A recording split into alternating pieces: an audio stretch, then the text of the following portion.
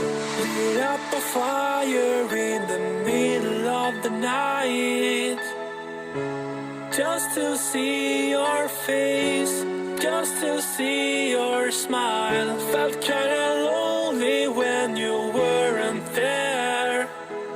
I never saw your face, I never saw your smile. I guess I stood with you in the line, too caught up to look back behind. Don't know how I could be so blind, was so lost in my own mind. I looked up at the stars that night, feeling just like a satellite, and I knew that finally we'd be alright.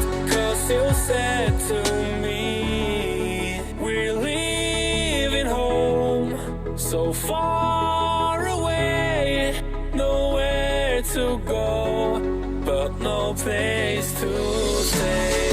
I'll follow you, you follow me, we're heading off to eternity.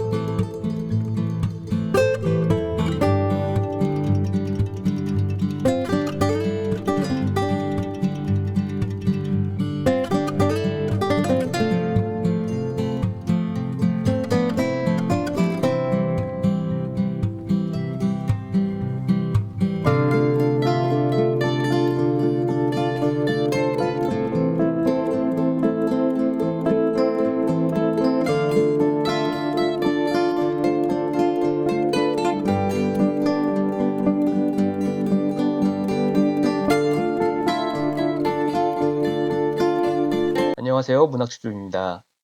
오늘 여러분의 손에 쥐어드릴 작품은 세르반테스의 돈키호테입니다.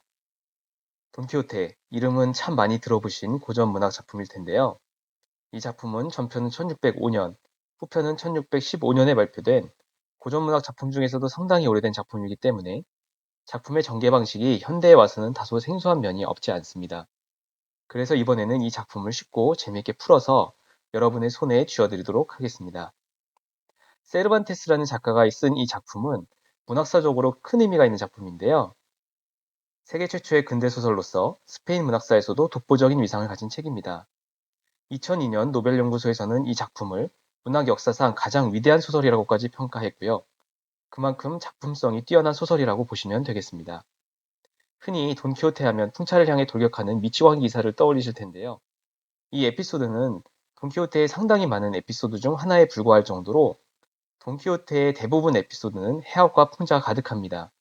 그리고 이 소설의 구성상 특이한 부분은 전편과 후편으로 구성이 되어 있는데 후편에서는 전편이 이미 출판된 책으로서 등장한다는 점입니다.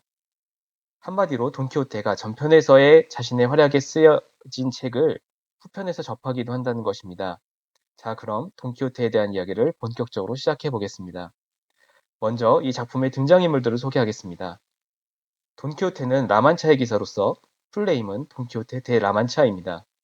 이 사람은 편력기사에 대한 책을 너무 많이 읽은 나머지 자신이 편력기사 중 하나라는 과대망상을 하고 모험을 찾아 나서는 사람입니다. 돈키호테는 둘시네아 델 토보소라는 가상의 귀분을 창조하고 그녀를 깊이 사랑하는데요.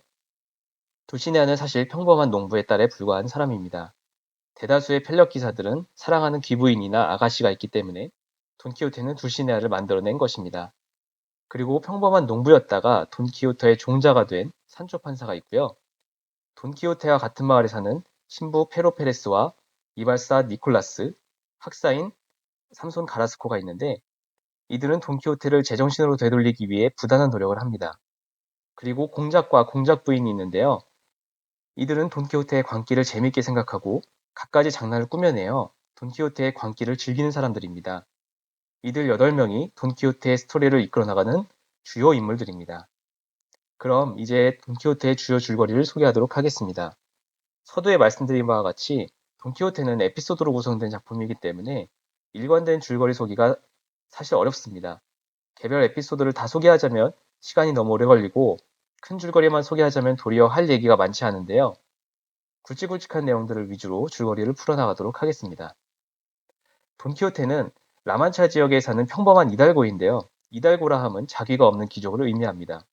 그는 당시에 유행했던 편력기사에 대한 소설에 심취한 나머지 마침내 자기가 편력기사도를 계승해야 할 편력기사라는 과대망상에 빠지고 맙니다.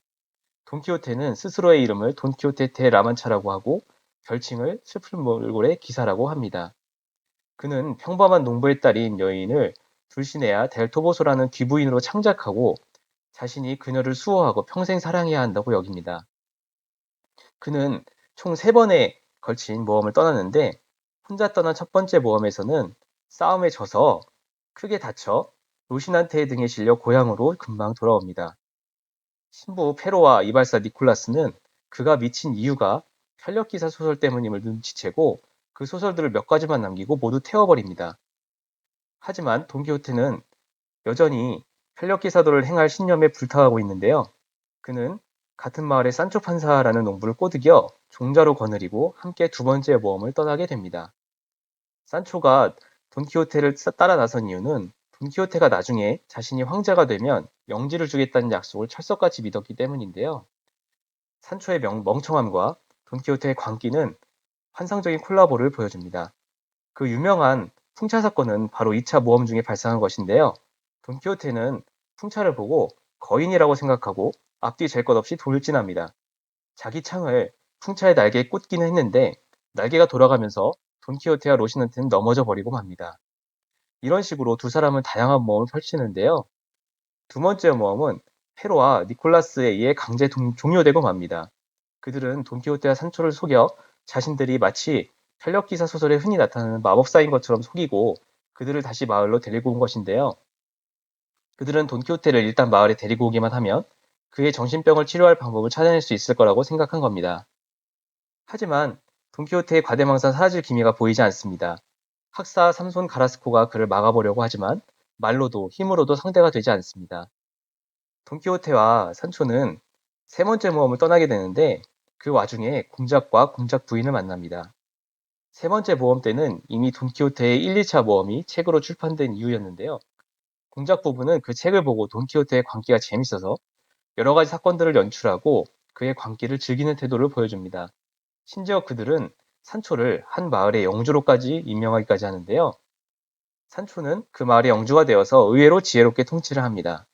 하지만 며칠 되지 않아 산초는 자신이 영주를 할 사람이 아니라는 것을 깨닫고 다시 돈키호테에게 돌아가 모험을 계속합니다.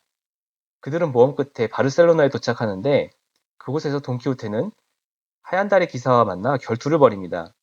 결투에서 진자는 기사 활동을 당분간 그만두고 낙향하기로 한 건데요. 안타깝게도 돈키호테는 그 결투에서 패배하고 약속에 따라 고향으로 되돌아갑니다. 알고 보니 하얀 달의 기사는 학사 삼손 가라스코였습니다.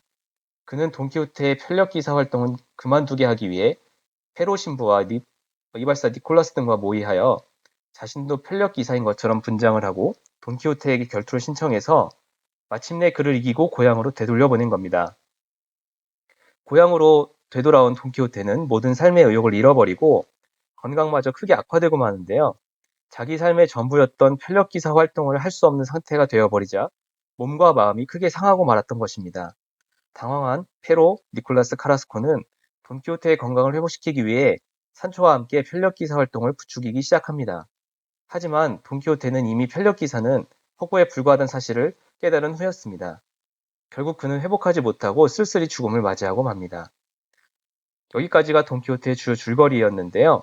제가 간략하게 요약했지만 사실 각각의 모험 때마다 재미있는 내용들이 많은데 시간 관계상 어쩔 수 없이 짧게 소개해드렸다는 점을 말씀드리고 싶습니다. 다음으로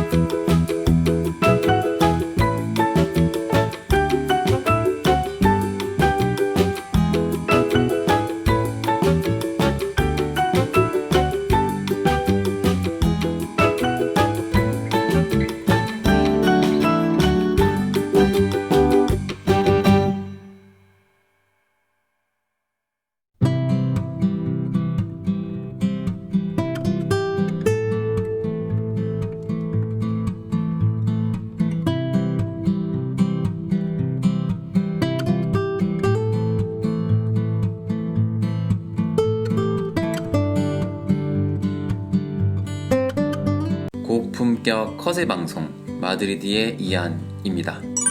자, 이번 시간에는 돈키호테에 대한 이야기를 해드리겠습니다. 자, 먼저 돈키호테의 소설적 배경이 된 라만차 지역이 있어요. 자, 라만차 지역은 커다란 주 이름입니다. 그래서 마드리드 남쪽 근교의 카스티아이 라만차 주인데, 그 주가 똘레도, 시우다드 레알, 꾸엔카 이런 주로 이루어진 지역을 말하죠. 자, 그래서 라만차라는 말 자체는 건조한 땅이라는 뜻이에요.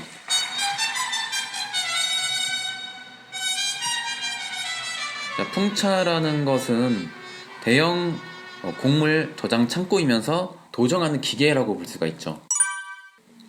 자, 돈키호테의 저자 미겔 세르반테스에 대한 그 프로필을 간단하게 이야기해드리면, 유대인인데 카톨릭으로 개종한 집안에서 태어났습니다. 할 수 있는 직업은 의사, 판사, 군인, 성직자 이런 거밖에 안 됐어요. 근데 당시에 의사, 판사는 되게 좋은 그런 직업이 아니었습니다.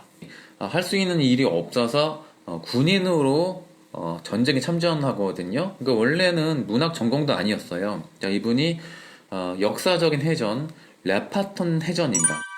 그러니까 스페인을 중심으로 한 카톨릭 세력과 오스만 투르크 종교 전쟁이면서 해상권을 둘러싼 대전투였죠. 그 전투에서 스페인 무적 함대가 승리를 하게 됩니다. 안타깝게도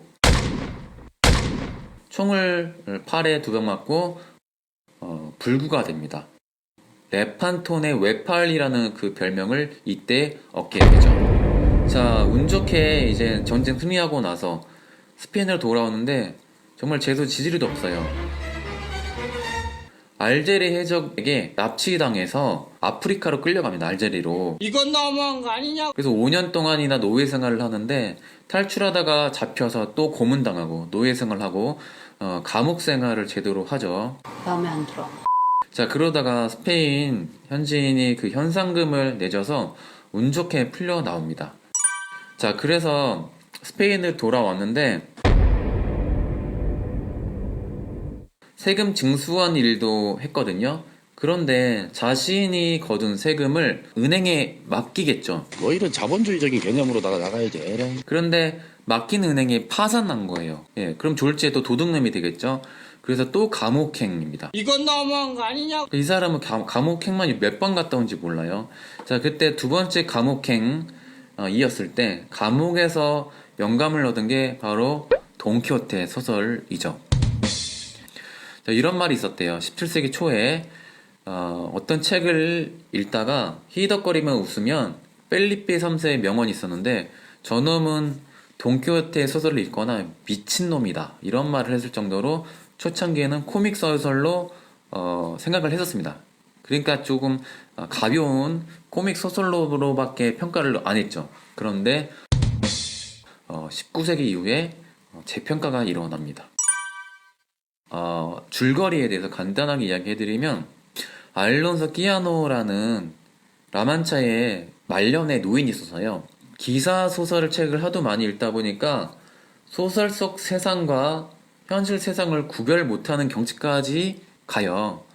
뭐라 일체의 경지, 응? 잘못된 세상에 대한 의문을 품고 자신이 편력 기사가 돼서 이 부조리한 세상을 바로 잡겠다며 여행을 떠난 게 돈키호테 시작입니다.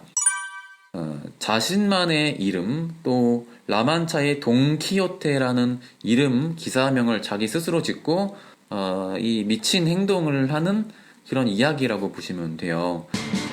멀쩡하게 돌아가는 라만차의 그 풍차를 보고 괴물로 잊으겠죠. 거인. 너도 이제 슬슬 미쳐가는구나, 야. 그리고 다쳐요. 자, 그러다가 그래도 일어나요. 포기를 모릅니다. 여러 명의 적수와 싸우다가 운 좋게 보세요, 그냥 알아서 떨어지잖아요. 그러면 자신의 전투력이 훌륭하다고 착각을 하게 되는 거죠. 존나 카리스마 있어. 자, 그리고 중요한 캐릭터 바로 산초가 있죠. 산초 판자. 자, 이 길동무면서 그 소울메이트죠. 그런데 왜 돈키호테를 따라가게 됐냐면, 옆집 동네에 아저씨거든요. 그런데 돈키호테가 미쳤잖아요. 근데 미친 소리를 해요. 자신이 기사가 돼서 공을 세우면 왕으로부터 선물을 받을 것이다. 그 땅 중에 섬을 받을 건데 그러면 나중에 섬을 통치할 수 있는 그 권한을 주겠다. 섬의 왕으로 임명하겠다라는 말 듣고 이 미친 사람을 따라다닌 게 그 산초 판자입니다. 자, 여행 떠나다가 돈키호테가 하도 미친 짓을 할 때 바로 잡아주는 게 또 산초 판자입니다. 그러니까 이 소설은 이상주의자와 현실주의자의 그 갈등 구조로 자, 또 다른 미친 행동 중에 하나가 이 알돈사라는 이 여인을 자신만의 둘시네아 공주 캐릭터를 만들어서 자신만의 여인이라고 이렇게 생각을 합니다. 마이 레이디가 되는 거죠.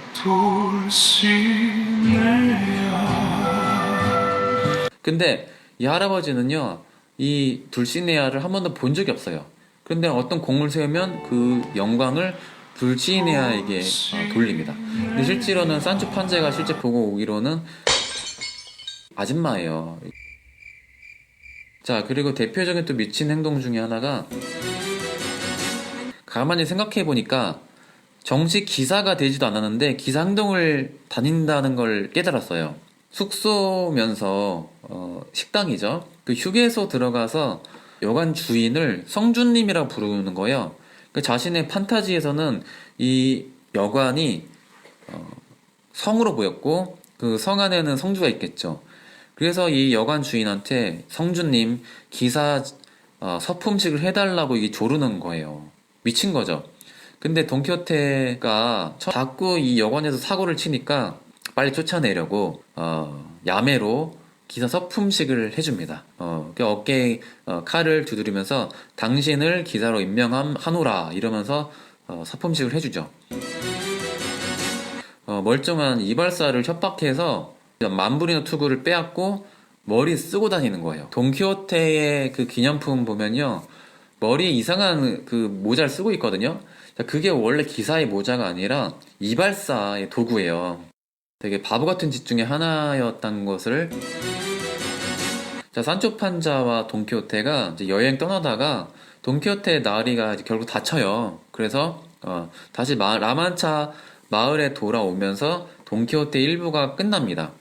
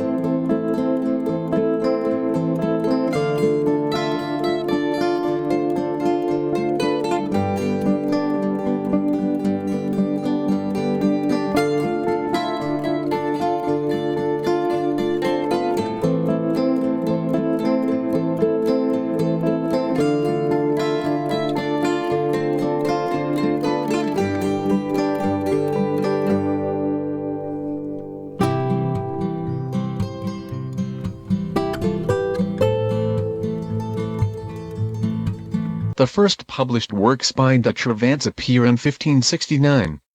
He contributed some poetry to a memorial collection after the death of Elizabeth of Valois, the wife of Spanish King Philip II. By the following year, de Trevance had put his words aside and, instead, picked up a weapon. He had joined a Spanish military unit in Italy. Known for his bravery, de Trevance took part in the Battle of Lepanto. Stationed on the ship La Marquesa, He fought against the Ottoman Empire and sustained serious injuries in the conflict. He suffered 2 chest wounds and his left hand was completely maimed. Despite his disability, de Trevance continued to serve as a soldier for several more years. In 1575, de Trevance and his brother, Rodrigo, tried to return to Spain, but they were captured by a group of Turkish ships during their voyage. De Trevance spent 5 years as a prisoner and a slave, and made several failed attempts to escape during his imprisonment. He finally went home after a ransom was paid for his release. De Trevance published his first novel, La Galatea, in 1585. This pastoral romance failed to make much of a splash. Around the same time, de Trevance tried to make it the then lucrative world of theater. Unfortunately, de Trevance did not achieve fortune and fame with his plays. In fact, only 2 of his plays survived.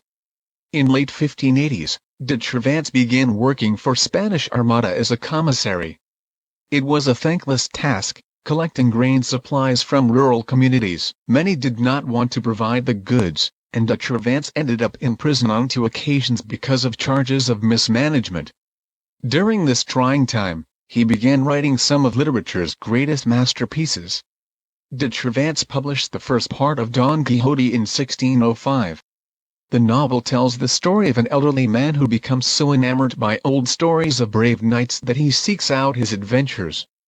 The title character soon gets lost in his own fantasy world, believing he is one of these knights, and convinces a poor peasant, Sancho Panza, to serve as a squire. In one scene, Don Quixote even fights a windmill, mistaking it for a giant. Quixote regains his senses before the novel ends. The novel became the world's first bestseller, eventually being translated into more than 60 different languages. De Trevance published the second part of the story in 1615. Don Quixote did not make de Trevance wealthy. At the time, authors did not receive royalties for their works. De Trevance continued to write after the success of Don Quixote, but he failed to finish the labors of Persiles and Segismunda before his death. De Trevance died on April 23, 1616, in Madrid. He was buried on the grounds of a convent there, in an unmarked grave. Since his passing, de Trevance has been credited with writing the first modern novel. His work has inspired countless other authors, including Gustave Flaubert, Henry Fielding and Fyodor Dostoevsky. And the story of Don Quixote has been retold in many ways, including in the popular musical The Man of La Mancha and in an artwork by Pablo Picasso.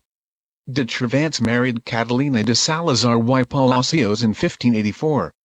The couple remained married until de Trevance's death. They never had any children, but de Trevance did have a daughter from a prior relationship, Isabel de Saavedra.